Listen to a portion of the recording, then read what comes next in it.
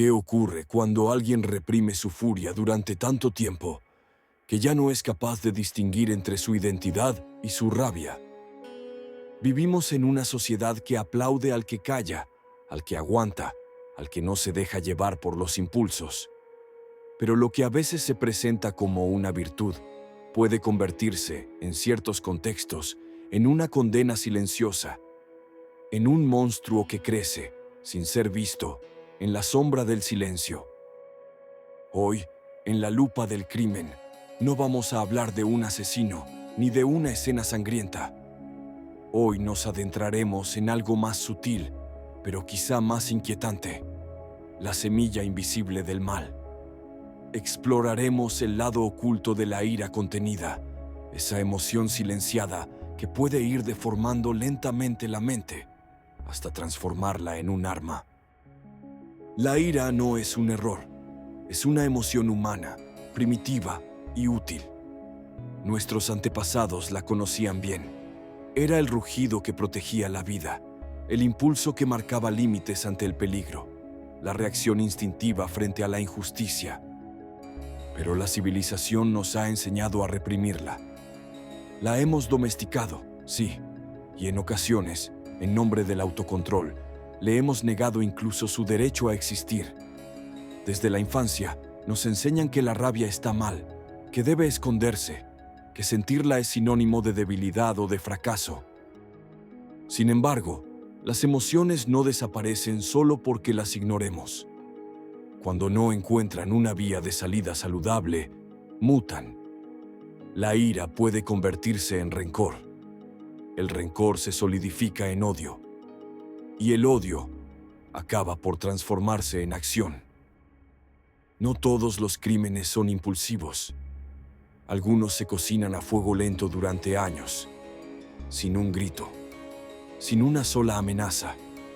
Crímenes fríos, calculados, donde lo más aterrador no es lo que ocurre, sino todo lo que ocurrió antes.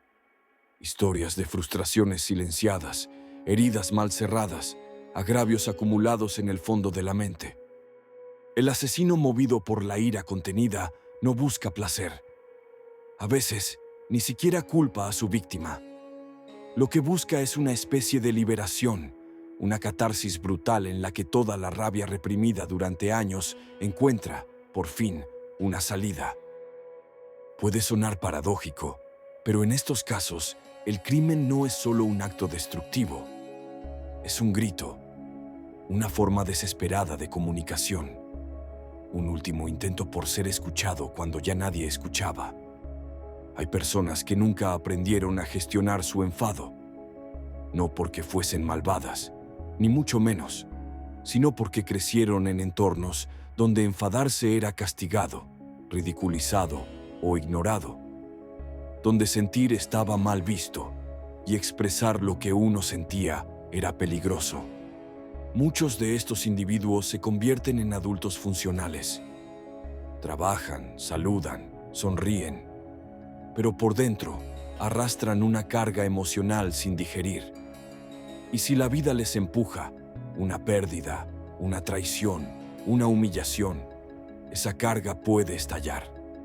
La psicología forense ha identificado patrones inquietantes, personas aparentemente pacíficas que, de repente, cometen actos atroces y lo hacen con una frialdad que hiela la sangre. No hay gritos, no hay caos, solo una ejecución meticulosa de algo que llevaba años fraguándose. Desde una perspectiva filosófica, podríamos decir que la ira contenida es como una máscara agrietada. Todos llevamos máscaras, las necesitamos para convivir, para adaptarnos. Pero cuando esa máscara se convierte en una prisión, cuando oculta por completo lo que somos o lo que sentimos, se empieza a pudrir desde dentro. Muchos asesinos que actuaron movidos por la rabia acumulada se describen tras el crimen como personas que simplemente explotaron. Y esa expresión no es casual, es exacta. La mente humana tiene un límite, y cuando se supera, se rompe. ¿Podría considerarse el crimen, en estos casos, como un síntoma, Una señal de que reprimir ciertas emociones no siempre es un signo de fortaleza, sino, a veces, un peligro. Nietzsche escribió que el resentimiento es una de las fuerzas más oscuras del alma. No es simplemente estar enfadado. Es una forma refinada de odio, disfrazada de decencia. Un odio que ni perdona ni olvida, pero que tampoco actúa hasta que un día lo hace.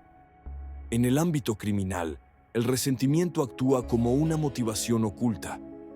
A diferencia del odio, que es ruidoso y explosivo, el resentimiento es paciente. Se alimenta del recuerdo, se instala en el alma como una humedad invisible. Algunos de los crímenes más espeluznantes han sido cometidos por personas que, desde fuera, parecían amables, tranquilas. Pero en su interior, el resentimiento llevaba años fermentando, en silencio. La verdadera prevención pasa, primero, por aceptar que la ira es una emoción humana legítima. No se trata de glorificarla, ni de justificar la violencia. Se trata de comprender que negarla por completo puede ser igual de peligroso que dejarla desbocarse. La psicología clínica lo ha demostrado. Aprender a reconocer la ira, a expresarla con claridad y a canalizarla sin dañar, puede reducir significativamente la posibilidad de conductas violentas.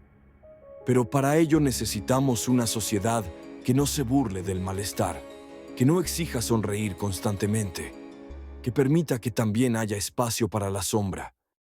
Una frase repetida entre criminales movidos por la ira contenida es: "No sabía que estaba tan enfadado". Esa ignorancia no es casual.